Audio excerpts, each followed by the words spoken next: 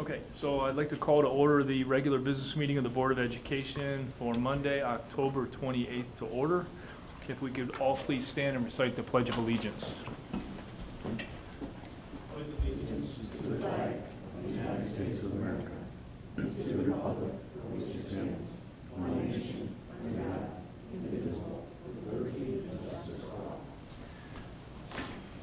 for all. All right, roll call, please. Stephen Arthur. Here. Jim Batson. Sorry, here. Alex Dellifelli. Here. Pat Curry. Here. Karen Lundstedt. Here. Ellen Mauer. Here. Bill Ratzer. Here. Okay, everyone is present. Our agenda this evening, we will have two education presentations, one from Recycle Avenue and one regarding our LHS orchestra trip to Cuba. No real president's report today. We will have updates from at least one student rep tonight. Superintendent's report, we will open it up to public comment. Anyone that would like to speak, I'll remind you to limit your comments, please, to 3 minutes. We'll approve the consent vote agenda, which was reviewed in committee earlier this month. And updates from Program and Personnel Committee, Facilities and Finance Committee. Is there a Property Committee update, Stephen? Not that I know of. No? No, okay. CEDAW, nothing this month, nothing from the Illinois Association of School Boards. After our regular agenda, we will convene for an executive session, and we will be taking action following that session this evening. All right? Okay, let's start with Recycle Avenue.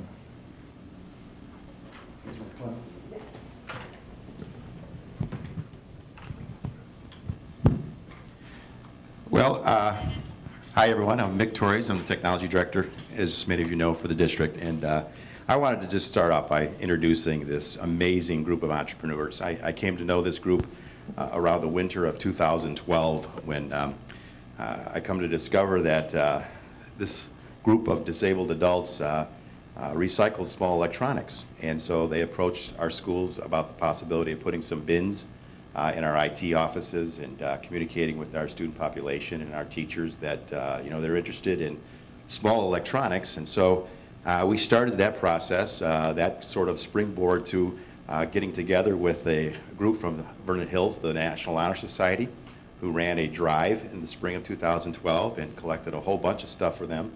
And then as I further got to know them, I considered, you know, some larger group donations. That from our department each year. We retire a number of large electronics, and you know, some of them computers, a lot of AV equipment. This past summer, we replaced a phone system, and I thought about this group, and so I started talking with these entrepreneurs, and they seemed very interested and told me how beneficial this would be to their group and how it would help the people they employ.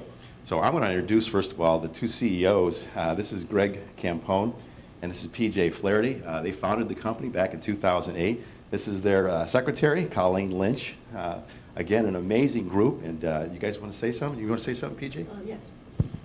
We just wanted to, on behalf of Recycling Avenue, say thank you to the District 128 for the outstanding drive of electronics recyclables. You guys did a fantastic job helping us out, which will help us provide jobs for the disabled in our community and yours. Thank you very much. Again, we thank District 128 for everything that helps the physically challenged stay working, staying to work. Greg, did you want to say something? Yeah. Okay. Thank you for all the item you give us. Thank you. Okay. You got something you want to present? There's someone from, come on. We just wanted to present the plaques, these two plaques that we had created in recognition of your efforts. Thank you. Take a picture with. Here, we can get you. Yeah, let's get them all in. I was going to take two pictures, but Please. you want kind of stand back here, and then we'll kind of come around you. Yeah, PJ, back up a little bit, right there. Okay. Come on, Matt. There it is.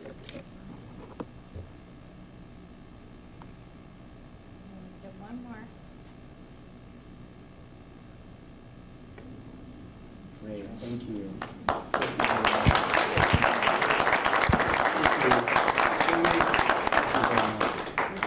Thank you. Sure, yeah. This Anybody else wanted to?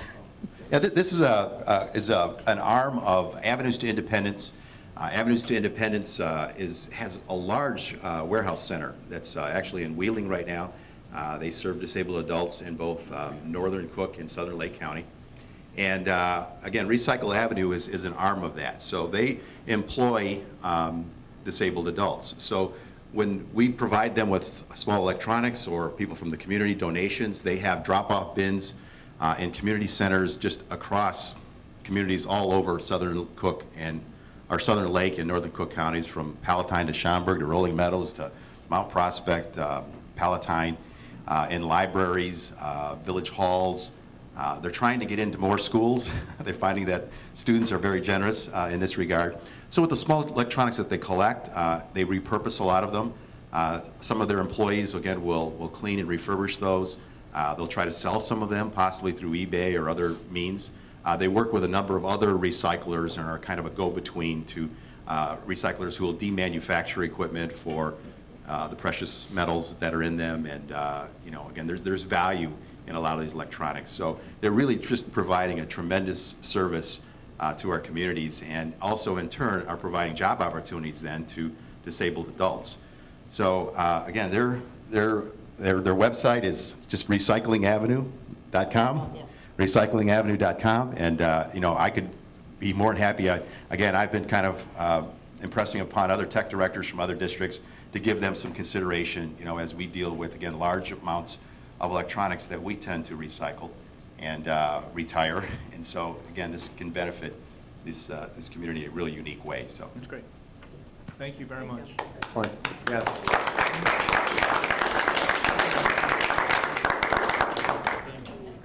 Okay, next on our agenda, another exciting topic, LHS orchestra trip to Cuba. Do they have a laser capability with it? All right. Hello.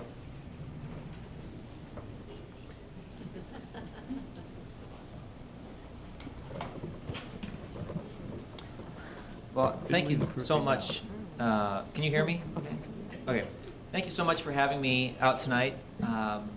This orchestra trip, which we went this past March, was on my wish list since about 2001. At that time, we were headed off, the combined district orchestras were headed off to China. And I was talking to our travel agent, and I said, you know, where's the next kind of, because China at the time, although I'm sure it still is in a lot of places, it was considered like just the newest place to go. No one had really been there before, especially school trips. So that was kind of like the cool place to go. And I said, well, where's the newest place? And at that time, he said Cuba. And I have always had a fond place in my heart for Cuban music. And I thought, this is great. I got to get over there. And then you could not go over there for a long time. Finally, it's kind of been opening up little by little. And my travel agent said, hey, we have a connection down there. We can go there. So that started the wheels are moving. And but I was a little concerned, as you can imagine, about parents about going on the trip. And that's why I asked the board for approval. But luckily, I knew Marina and Al had been there, and so they kind of backed me up, knowing that it's a great place to be and a great culture and well worth the experience. So I want to say, first of all, thank you so much, board, for approving the trip and letting the kids experience this, and I wanted to make sure and come and show you what they got to see. There we go. So sorry if the picture's a little small. This is just a bunch of pictures of us arriving in Cuba. Very windy day. We flew over and saw some beautiful scenery from the window. And right away we could tell, you know, you're not in Kansas anymore. This is a little bit less than kind of your top of the line airline, or you know, this isn't O'Hare. And then this kind of gave you some ideas. We kind of drove around on the bus, and you start seeing stuff right away. What's different? And that's always a fun part of the trip when the kids are first seeing, okay, what's going on? Where am I? How does this look? What is this? Does this meet any of my expectations? And you start seeing some stuff that kind of stick out. First of all, like in the upper left, you start seeing a lot of propaganda. There's not a lot of ads per se because it's a communist country. There's not free market, but you do see lots of propaganda. One is the blockade. Obviously, it's a huge theme there, and there's a noose over that's the little island of Cuba in the middle of the noose, and a lot of Che Guevara stuff. And then you see kind of the rundown buildings, but you see lots of color, lots of art throughout the area as well. You start seeing kind of the influences that made Cuba, which is the Spanish influence, Spanish colonial influence on these beautiful office buildings and beautiful churches. And then you see some of the African influence, a lot in the music. Kind of hard to see, but there are some dancers doing some more of the African kind of instruments and playing while we were kind of just waiting in this plaza for dinner. And those all kind of combine along with American influences into this Cuban mixture that just kind of, it's a lot of, they kind of just take in everything and then just make it their own, like all great cultures do. And so, obviously for our purposes, there's a lot of musical culture is what we were checking into. Then there's the American influence. Some of it kind of the positive stuff. You know, you'd think kind of south of America that soccer would be king as it is in most of the world in the South, or actually most of the world outside of America. But baseball is the #1 sport. In fact, not from our trip, but from studying up for it, they actually have, there's a specific part of a park you can go to in Havana, and you argue about baseball.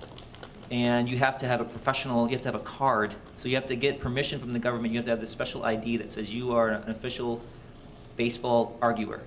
And you can go to this, because they don't want public collections of people, so they want to make sure they know who's there. But people will go there, and they're really, and obviously there's lots of Cuban baseball players that they try to follow in America, in the MLB. So we have baseball, we have rock and roll. We went to John Lennon statue in this park, and there's actually a guy who walks around, and he has the glasses that you put on John Lennon, and he, keeps hooligans off of the statue and such. And then there are some not so good influences from America, basically because of the blockade, and you see that really clearly in the fact you see some really cool cars, but you realize, wait a second, there's no car here from America prior to like 1959. And so there's lots of the old cars, but that's all they have, and they've kept up these cars basically with old Russian parts and motorcycle parts and lawnmower parts and whatever they can do. So there's some old cars, there's some little old Russian cars, there's the no car option. Here's a donkey pulling, which I love about this. You can kind of see in the back there's a little subwoofer that they've attached to the back of their cart. So always making the most of it. Really bad infrastructure. In the middle there you see that's the power supply for an apartment building, and there's the wires going every which way, and they just don't have the resources to keep up the facilities, and a lot of these buildings are just amazing facades, and but they just can't keep it up. So this is all kind of what the kids are absorbing and seeing. This is, they see that, but then they go and meet all the kids, or all the Cuban people, and there's still a tremendous amount of energy and joy and life and music in that. So I kind of wanted to touch upon the reasons why we go on these trips and what these kids experience, because this is why we do it, and this is what they did. So the first thing is we go and experience this new culture. We learn about, I don't know anything about Cuba, I don't know anything about China, I don't know anything about Italy, I don't know anything about Peru. These are some of the places that we visited. We learn about that country, we learn about its people, the background, its history. We see great sights. I feel like, can I use both of those words, right? Beautiful sight and then actual sight. We meet new people, which is a huge part of it. It's kind of getting more important as we get down here. Build really good bonds between the kids in the group. There's a lot of new relationships forming from kids who normally don't talk to each other because they're on their own little cliques out in the school. But when you're in a foreign land for a week or 10 days, hey, I didn't even know who you were, and you kind of understand and meet these new people. Of course, the sharing of this common love of music with people in another country.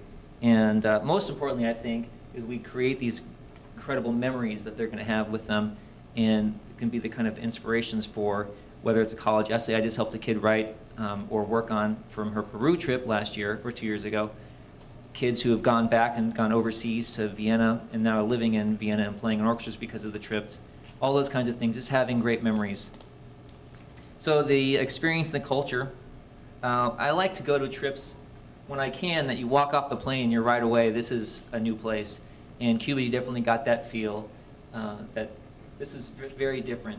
And so it kind of makes the kids have to kind of readjust right away, and it makes them more open to kind of experiencing the new stuff.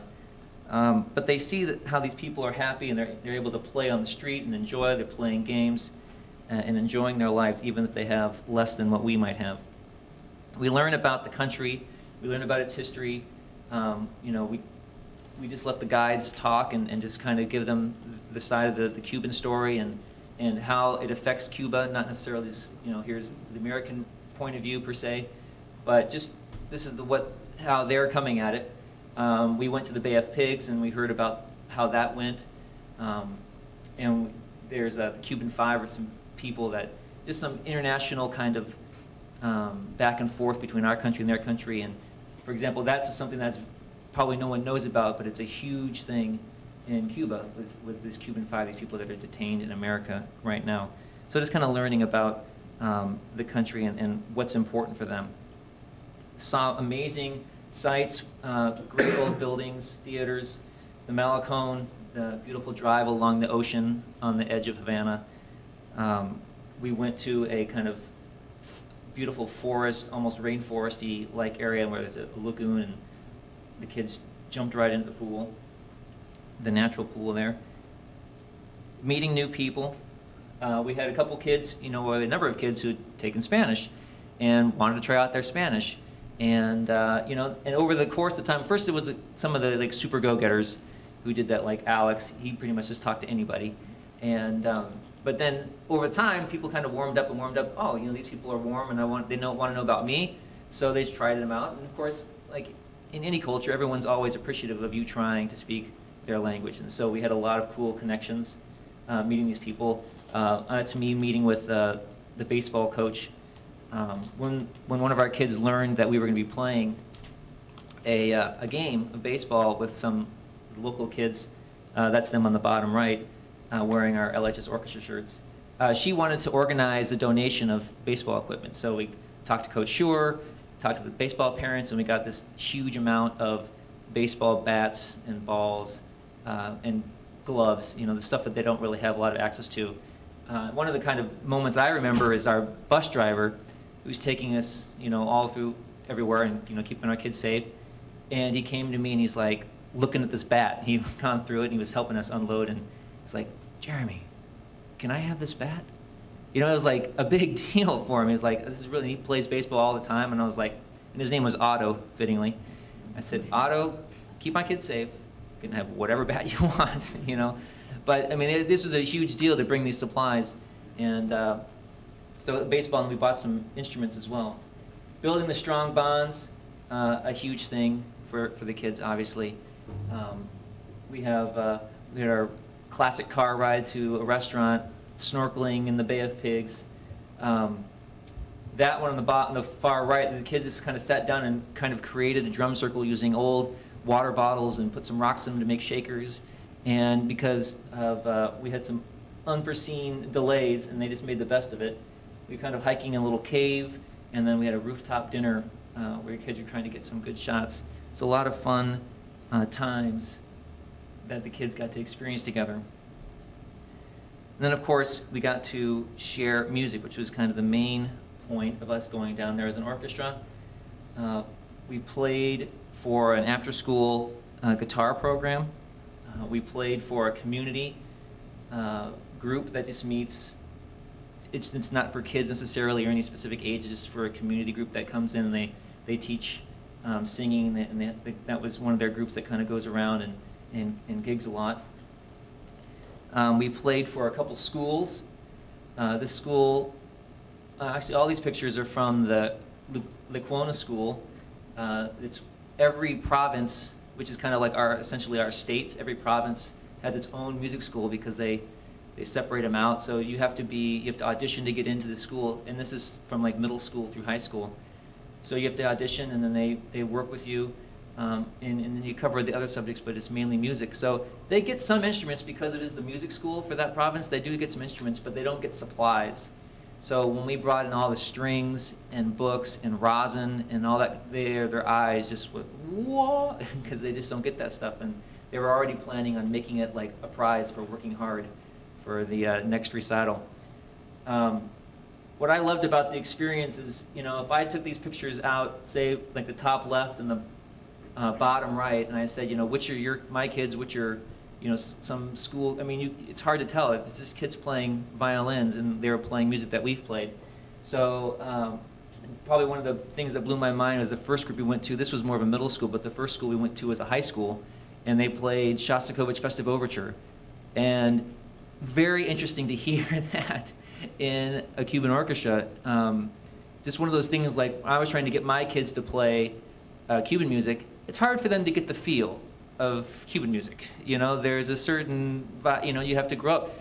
Similarly, they played Festive Overture, and the trumpet player was just banging it out as if he was playing in an awesome salsa band.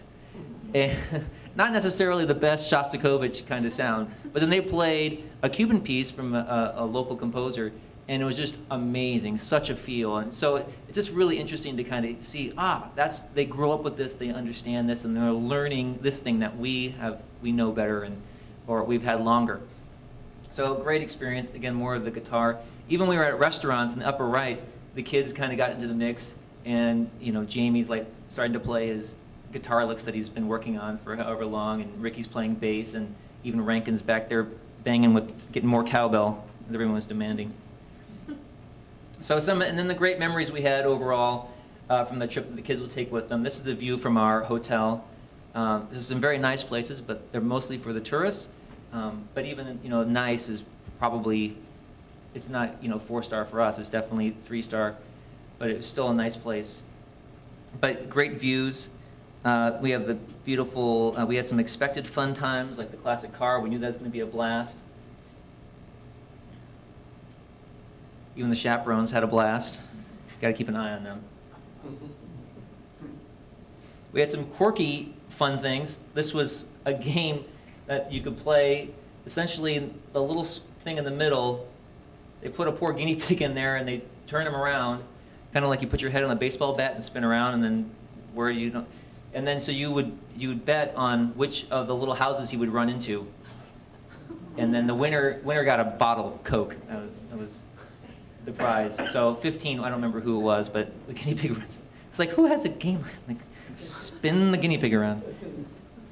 We had some cold and exhilarating. They just said, we're going to take some trucks and we're going to go ride up the mountain. I thought, we'll just do slow and go through the forest. No, we're going like 35 miles an hour at 7 a.m. through the mountain, and it was cold, and my wife wanted to kill me. But you got up there, and it's very beautiful scenery, these big Russian army trucks. And then when we got to the end, there was that pool, and that water was cold. Every one of my kids jumped in. By that point, this was later on in the trip, they were all just game for anything. And so they all jumped in and played in the waterfalls and just swam around, and it was a great time. And then, of course, we had a baseball experience. One of our chaperones is totally ready to take over the managerial positions if anything opens up soon. He was into it. And then we gave, along with the supplies we gave them some T-shirts for orchestra. We had some unexpected memories. For example, this is our bus. This is our number. I thought, this is great. It's the 1847 bus. This is perfect for us. It's like, oh no, bus broke down. We're stuck on this. So we had to sit there for a while and figure out what to do. And that's when the kids kind of went into their, we had to pull our stuff out, wait around. it was a little challenging for some of the kids, but and that's where they made the drum circle and had a great time, even though half of them got ticks later. Look out for the ticks. But it was still a super fun experience, and I was really proud of the kids for just kind of making the best of all those situations. And even this is one of the most memorable times because they got to see some real, quote unquote, real Cubans. People just that were just there on the other side of that, had their houses on the other side, and we had to go to the bathroom. Or many people didn't. They had to go over there and ask, can we use your bathroom? And sure. And they let them in, and they got to see inside these homes, and it was just something you don't get to do, especially when you have a group of 50 kids, and it's like, can we come see your house? No. So we got to experience a little bit of the kind of real Cuba out of that unexpected bus breakdown. But most importantly, all the experiences that we set up, this is with some of the guitar ensemble, just had a great time. They were just so willing to share with us, and that's almost the experience that we have on all of our trips, especially when it's dealing with music. The musicians, this kind of link, we're here for the same thing, and we just want to share what we've worked on with people who appreciate it. And that's us facing onto the Malecone. That was our big group shot. So thank you very much again for supporting that. This is what we do when we go on these international trips. This is what we try to get the kids doing, and I'm really a big fan of not just kind of going and playing a concert at some empty church and then going and seeing all the sights and then coming, I try to get them meet the people, see what it's really like to be in that country, and I think we really got to do that here, and it was thanks to your support and the parent support. So thanks for letting me come and share this with you.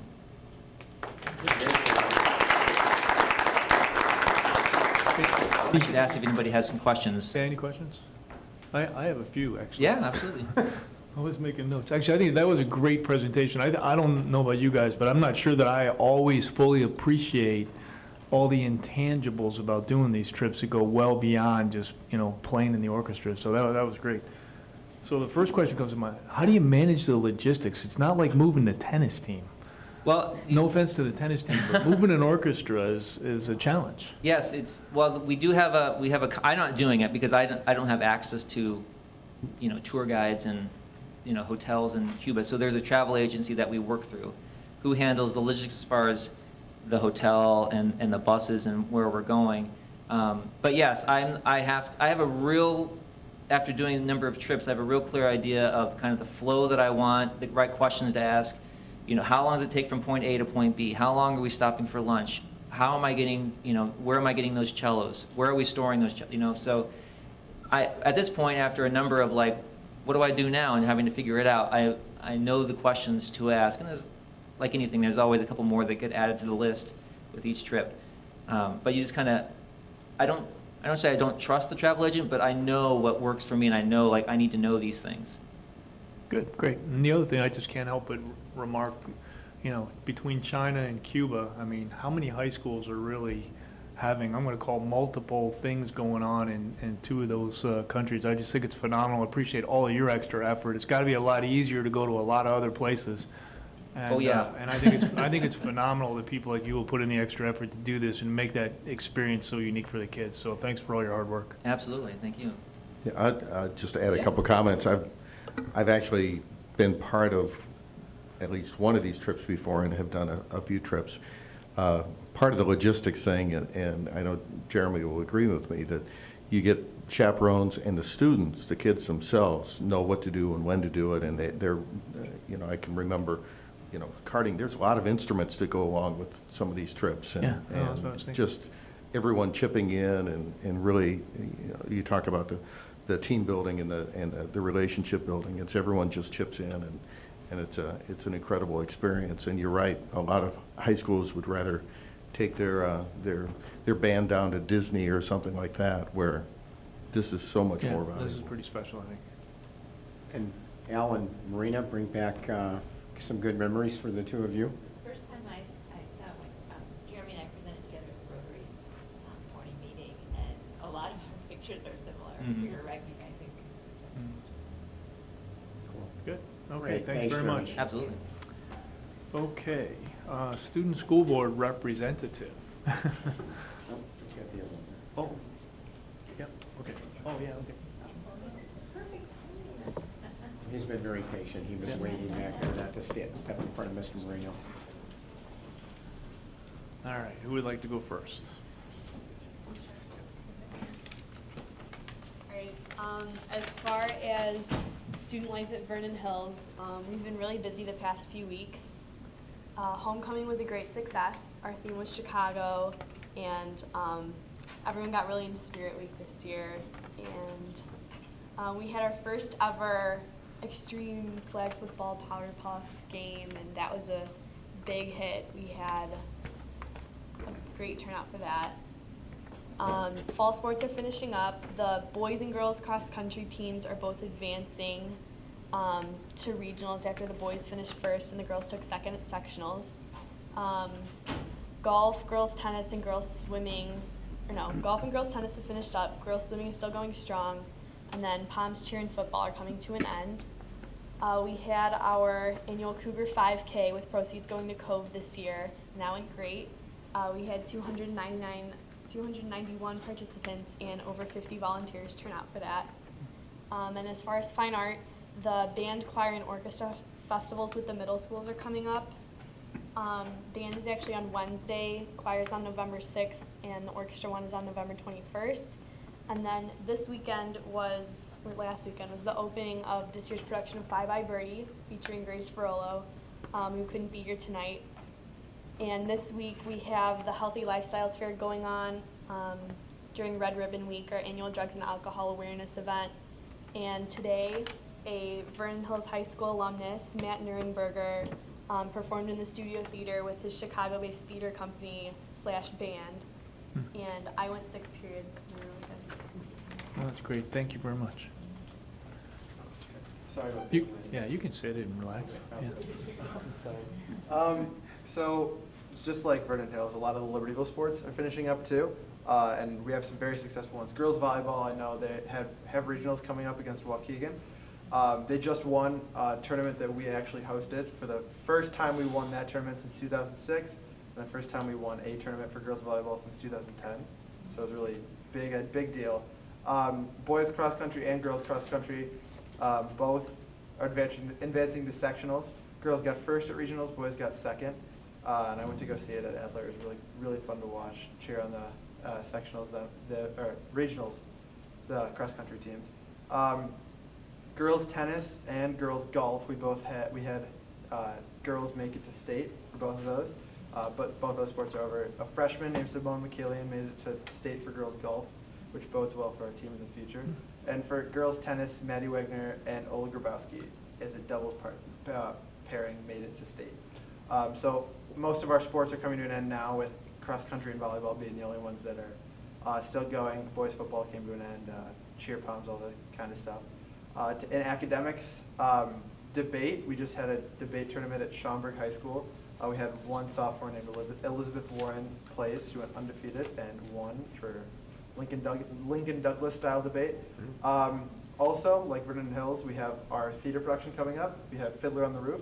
It's opening the November 7th, 8th, and 9th. We have shows, and we have an open dress rehearsal on the Wednesday, which I'm going to be going to, because that same weekend, Model UN has a conference at Vanderbilt University. So we have that going on that same weekend. And then other things, homecoming was a big success for us as well. It was a lot of fun. I went, I know Tara went too. It was a lot of fun. And then we had we had homecoming, that all the hullabaloo that went along with homecoming, and then we had a 5K, the Red Ribbon 5K that we ran, and then pretty much everything else, all these sports coming to an end, and we're moving in towards the winter. So. Good, great, thanks very much. Okay, superintendent's report. Okay, as we're rolling, as we're reporting on some great news, we have some more good news to share, as always. VHHS senior Claudia Morin has been named this year's winner of the DAR, Daughters of American Revolution, Good Citizens Award. VHHS faculty members vote for the annual award winner from the girls in the senior class. And I see that Mary snuck this in to the good news. This is a little awkward. Community High School District 128 Superintendent Prentice Lee was elected president of the Mid-America Association of School Superintendents at its recent annual conference in Milwaukee. And my face should be sufficiently red now, Mary. Thank you. LHS physics teacher Mark Busing was one of 11 Teacher of the Year finalists honored at the 39th annual Those Who Excel Illinois Teacher of the Year banquet held on October 19th in Bloomington Normal. And Marina, Al, and I, and Mark's wife and his mother were there, and there were probably about 1,000 people there. All 11 of the finalists were outstanding. Certainly Mark's an outstanding teacher, and it was just a wonderful event. It was really nice to be down there with him. LHS visual arts students Dom Brunko, Maddie Burns, Kate Jarecki, Ellen Kingston, and Lauren Taylor had their work accepted into the inaugural University of Massachusetts Dartmouth National Juried Art Exhibition. This event provides an opportunity for young artists to showcase their work on a national platform. It is a one-of-a-kind virtual art show, and the top 3 winners receive cash prizes. The following VHHS seniors were selected for membership in the VHHS chapter of the National Honor Society and were inducted on October 23rd. Nevada Bala, Eric Erchinger, Justine Hirado, Gabby Litzkowski, Ben Mordik, Eva Pualeva, and Alyssa Umzumku. The following students from VHHS and LHS were selected to the Illinois Music Educators Association District 7 festivals. Being selected to the IMEA State Festival is the highest individual honor a high school musician can receive. From LHS in choir, Hannah Anderson, Jessica Jacob, Emily Maleka, Thalia Schusteff, and Keith Wilson. In jazz, Heather Lagan and Jacob Hershey. In band, Rachel Broughton, Joe Coronelli, Nathan Golden, Emma Coulterman, Jeffrey Lee, and Annie Thompson.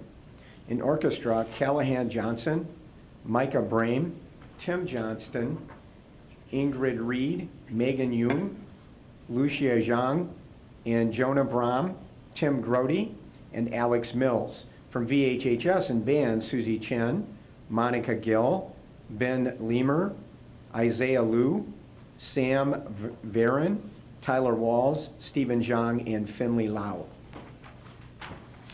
In orchestra, Kristen Hughes, Alyssa Cha, Stephen Cha, Helen Ding, Sari Lee, Leslie Moon, Justin Song, Kalina Yang, Mark Edler, Katie Frantz, Lucy Wu, and Alice Zhang. In choir, Scott Bass, Brooke Beitzel, Audrey Black, Grace Ferrolo, Delilah Hadabovic, Bobby Kinnear, Andriana Kurtzenberger, Zach Kurzenberger, Chris Lanin, Hayden Moffitt, Riley Naughton, Michael Rickey, Ann Rumsis, Natalie Skeffington, Stephen Steinheiser, and Mona Storino. In jazz band, Mark Edler and Sam Varon. The following students were named LHS October Students of the Month: Nicole Pink, Shahana Ghosh, Mason Reyes, Chris Kobeter, Lauren Such, Bennett Hoffman, Megan Gill, Brian Fink, Tara Iyer, Ali Bujak, Jason Vogler, and Brittany Neal. The following students were named VHHS October Cougar Class Act Award winners: Lubna Hassan, Becca Whalen, Bree Poitra, Rayanne Wilmot, Tyler Wood, Rihanna Roos, Jack Brandel, Zach Umansky, Colin Barch, and Yogi Tawara. So congratulations to all of the students for another outstanding month for us. Next on the superintendent's report, the board will note in their packet that we are required to do an annual application for recognition of public schools. We included in your packet the application for Libertyville and Vernon Hills High Schools, and we would recommend that the board approve the applications, and so we're looking for a motion and a second and a vote. I make a motion that we approve the application for recognition of schools. Second? Any discussion? Roll call, please. Arthur, Aye. Batson, Aye. Valley-Valley. Aye. Rudy. Aye. Lundstedt. Aye. Mauer. Aye. Ratzer. Aye. Great, thank you. And finally, on the superintendent's report, we have a donation acknowledgement tonight. And we want to acknowledge Mrs. Phyllis Eggert, who donated $500 to Libertyville High School for the senior group that meets at Spring Meadows Senior Living Community. Kathleen at Spring Meadows just forwarded the check as it had been misplaced previously. So the donation will be forwarded to Libertyville High School for use by the student activity funds at the discretion of the principal, Dr. Scott. So we want to thank Mrs. Eggert for her donation. We're very appreciative of that. And Pat, that concludes the superintendent's report. Okay, thank you. Anybody from the public who would like to speak? No? Okay. All right, next, the consent vote agenda is listed. It was reviewed earlier this month in committee. If I could ask for a motion to approve the consent vote agenda, please? So moved. Second. Second. Okay, any discussion? Roll call, please. Batson. Aye. Delli Polly. Aye. Rudy. Aye. Lundstedt. Aye. Mauer. Aye. Rasser. Arthur. Aye. Okay, motion carries. Program and Personnel Committee Chairperson Mauer. Okay, the first item we have on the agenda is Board Policy 890, Parent Organization and Booster Clubs. That policy has been changed to reflect that school clubs with funds over $10,000 must have a third-party audit. There are a few other minor changes as well, but that's the main substance of that. And I just want to add, I had conversations with our attorney over your 2 points, Phil. And, we are changing the language you saw in the policy to match not only in our budget, but doing an audit. And then the other change will be with the independent third party, that'll be part of our procedure. So we made both those changes that you'll see. Okay, and that is a first reading, and so we don't approve it at this time. That's just a first reading. We'll see it again next month. The next item is Board Policy 430, Revenue and Investment Policy, and that has been changed to allow us to buy municipal bonds, but of a very high rating, the highest rating. Questions on that?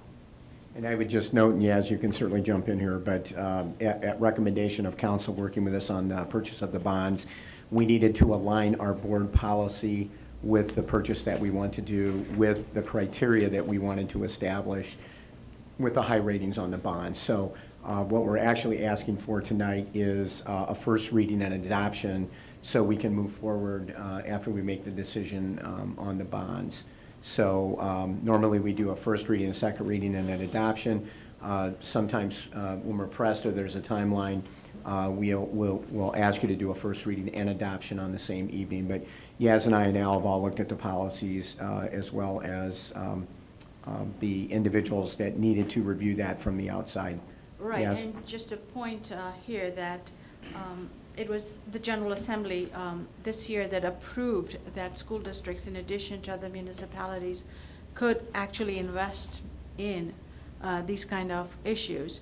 And as Prentice said, it has to be the highest ratings, and mostly those are the AA's in either of the rating funds.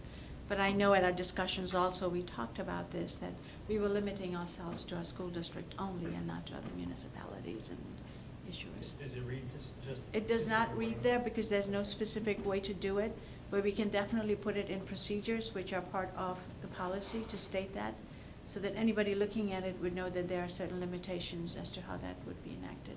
So particularly for future boards, so we have a paper trail. So 10 years from now, somebody's reviewing that possibility again, they understand what the intent of this board was and the practice of this board was and why we did that.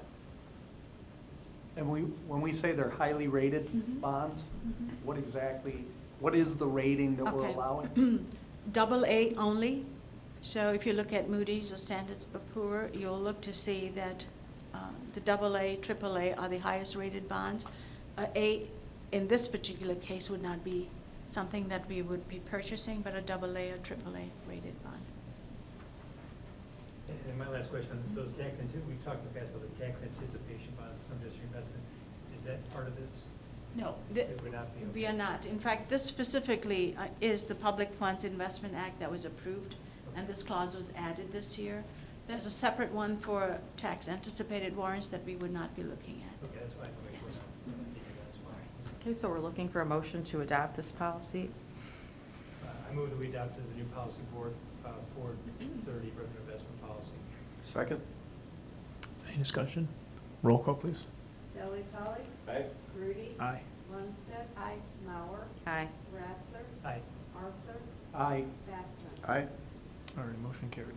Okay, then we move on to board policies for a second reading. We have policy 2105, ethics and gift ban, policy 2120, board member development, and policy 7340, student records. All of those have remained exactly the same since the last time we looked at them last month, so we would like a motion to approve those. So moved? Second. Discussion? Roll call, please. Grudy. Aye. Lundstedt. Aye. Mauer. Aye. Ratzer. Aye. Arthur. Aye. Batson. Aye. Delli Polly. Aye. Motion carries.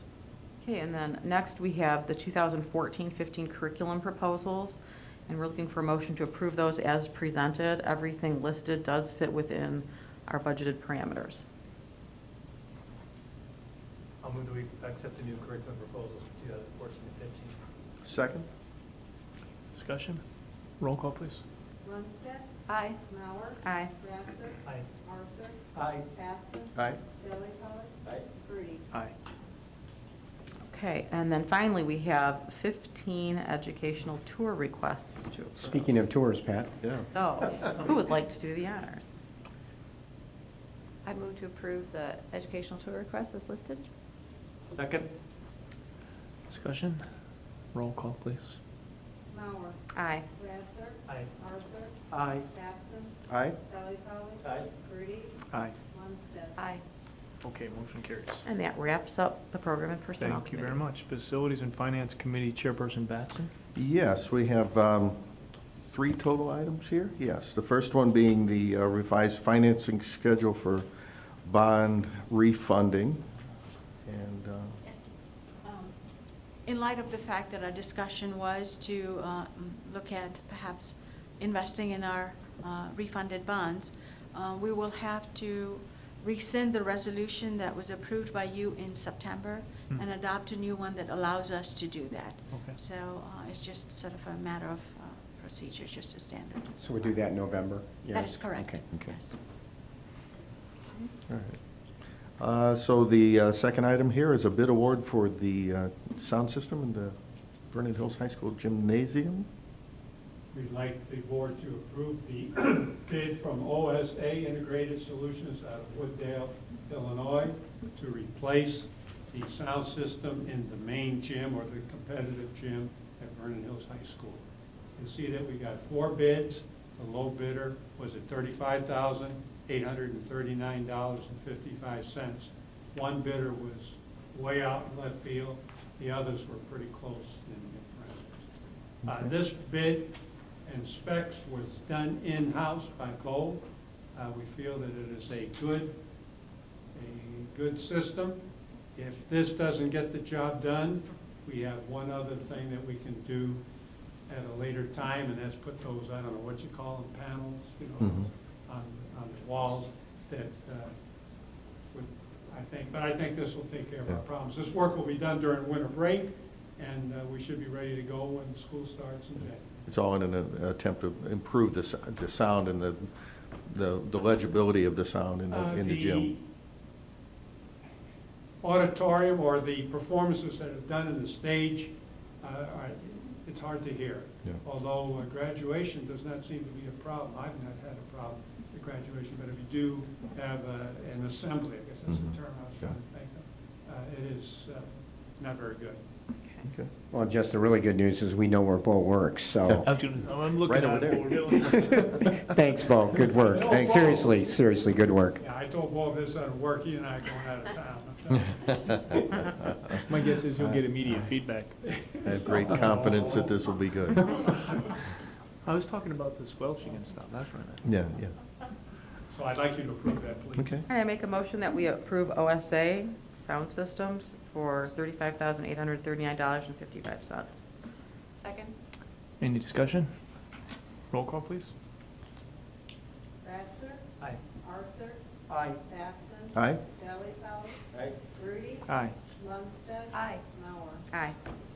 Okay, lastly, we have 2 items here. We need to authorize the application reserve of local funds to cover the district portion of these two projects, one being the school maintenance project grant, and the other is the school energy efficiency project grant. Do we have some details behind that?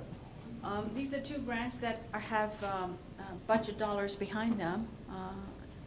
Governor Quinn signed the budget for these two grants earlier this year, and now school districts have an opportunity to either apply for both or either of the two grants that are out there. But the requirement is that the Board of Education take action at a public meeting authorizing the district to apply for those grants and then match the local dollars up to the amount of the grant itself. $50,000 for the maintenance project grant and $250,000. These are competitive grants, so although we'll put in for those grants, it is not necessarily that we will be awarded. And for the maintenance project grants, you can put in 10 different projects if you so choose to. Okay, so these are one-to-one dollar matches. We Up put to in 50 and they right. put in 50 I mean, we could or spend whatever. $150,000, but only $50,000 would come from the state. Okay, and when is the approximate timing when we would know, assuming we The deadline to approve this? apply is November, so we have a very short window to put these applications in. And Jess and his team have been working to see what kind of grants or dollars we want for the projects that we want to do. I'm hoping that we would get to know this in the next 60 days after the close of the application date.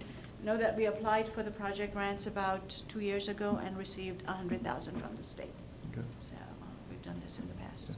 We all know how quickly the state can work sometimes. I'm just curious how quickly we would get our response.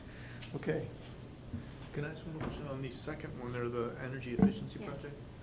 Do we know what we would be in for on that? We thought it was about the same as this amount, the 250, but with some of the recent information, is it substantially going to change that, or do we just not know yet? This is separate from the other grant, and what we have been looking at is This one's perhaps. separate from Yes. the solar grant? Right. Yeah, Oh, yeah. oh, okay. Yeah, we've been looking at maybe changing lights, fixtures, things like Okay, that. yeah, so you it's know. similar to the one we did a couple Yeah, years ago. even looking at boilers really to see Okay. if perhaps we can do that kind of Okay. project. All right. So, Okay, so we need a motion and a second. Okay. Is there a motion? I'll move to accept both authorizations for both grants, grant programs. Second? Any discussion? One more question on these. So would these projects be sort of in line with our normal capital projects that we would plan on doing anyway? I have this started, but let's just. But that's where they would typically be coming from, right? Yes. Okay. We have, for instance, both parking lots. Yeah. at The building. maintenance one I'm not worried about. It's the energy efficiency one that I was wondering.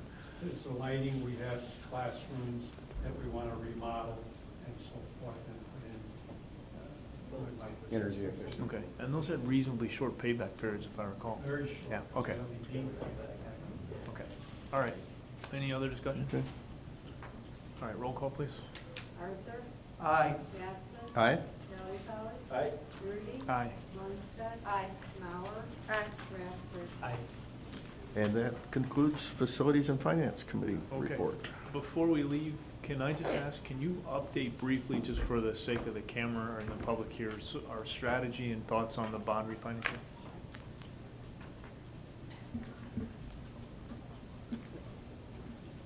At a September board meeting, we had discussed the possibility of refunding our existing bonds. That the outstanding amount for the bonds that we could refund is $17.6 million.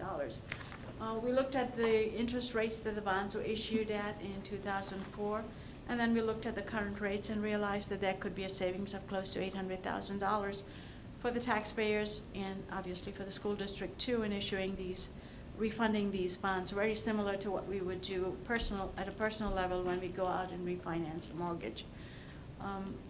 These bonds are due in 3 installments over the next 3 years, starting in 2015. And the board looked at the dollar savings and recommended that we move forward in that direction. Since then, we've been exploring the option of either abating some of the dollars, paying back some of the bonds earlier, or looking at alternative ways that the district could realize some of the interest that is sort of the interest rate that is on the refunded bonds. And one of the things we discussed was the possibility of the district purchasing its own bonds, kind of holding it there so that if the board so determined to pay off the bonds earlier, it was easier for us to do it. If we wanted to abate the funds, it was much easier for us to do it. On the other hand, if there were projects that we wanted to do, we still had the funds to do it without impacting our fund balance. So it gave the board a number of opportunities to be able to do that. In light of that, what we are going to do is to look at the cost of issuance, and we know that there are savings because of that. We also know that the flexibility that we realize because we are holding the bonds ourselves is significant to the school district. And the fact that we are able to preserve a fund balance right now as we look at our capital projects to see what long-term needs there are. Okay. So, And our total savings, we think, is what, between $750,000 and $1 million? at this point, it's about 800,000 with the Okay. latest numbers that we have. Okay. What is happening to rates? Are they ticking up a little bit? A little bit, but we feel that we will be in that Okay. vicinity of about 750 to 800,000 in savings. One thing that I should mention that initially we had talked about reissuing the bonds on January 1, that being a legal holiday. We will do it on January 2nd. Okay. All right. Good. Any other comments? And Pat, I think one other thing that's always important to remind the public that over the past 2 years, the board has abated or not collected $6 million of property taxes that it could have legally, and by purchasing our own bonds, the board will still consider individually every year whether you choose to abate taxes again or not, or how much taxes you will abate from what our legal levy would allow us to do moving forward. And as Yaz has pointed out, this gives us flexibility to do that on a year-by-year basis with some of the uncertainty in the world right now, particularly at the state and federal government. Yep. Good. Okay, great. Thanks. All right. I think that's it for you, right, Jim? That's it. All right. No property committee update, no CEDAW update, no school board update. I believe that's it, other than to ask for a motion to move into executive session. Tonight's executive session has two topics. One is a student discipline matter. That's 5 ILCS 120/2C9. And the second is employment of employees, 5 ILCS 120/2C1. Okay, so if I could have a motion to move into executive session. Again, we will be taking action following the executive session tonight. I move we move into executive session. Second. Any discussion? Okay, roll call, please. Or do we need? Arthur? Aye. Batson? Aye. Valley-College? Aye. Grudy? Aye. Lundstedt? Aye. Mauer? Aye. Ratzer? Aye. Okay, thanks very much. Thanks. Good job, you guys. Always. Motion to reconvene open session, please. So moved. Second. Bessie. All in favor? We don't need a roll call now, right? No. All in favor? Aye. Aye. Okay. We'll see. Okay. Based on our discussion and evidence presented, the administration recommends that we expel student 213A for the remainder of the regular 2013-14 school year through summer school, and the student may re-enroll in the district after August 2nd, after August 1st, on August 2nd. Okay, motion I make a motion that we accept the recommendation. and a second. Second. Is there any discussion? All right, roll call, please. Arthur? Aye. Batson? Aye. Valley-College? Aye. Grudy? Aye. Lundstedt? Aye. Mauer? Aye. Ratzer? Aye. Okay, motion carries. Anything else tonight? Otherwise, motion to adjourn? So move. Second. All in favor? Aye. All right, thanks, everybody. Thanks very much. Thank you.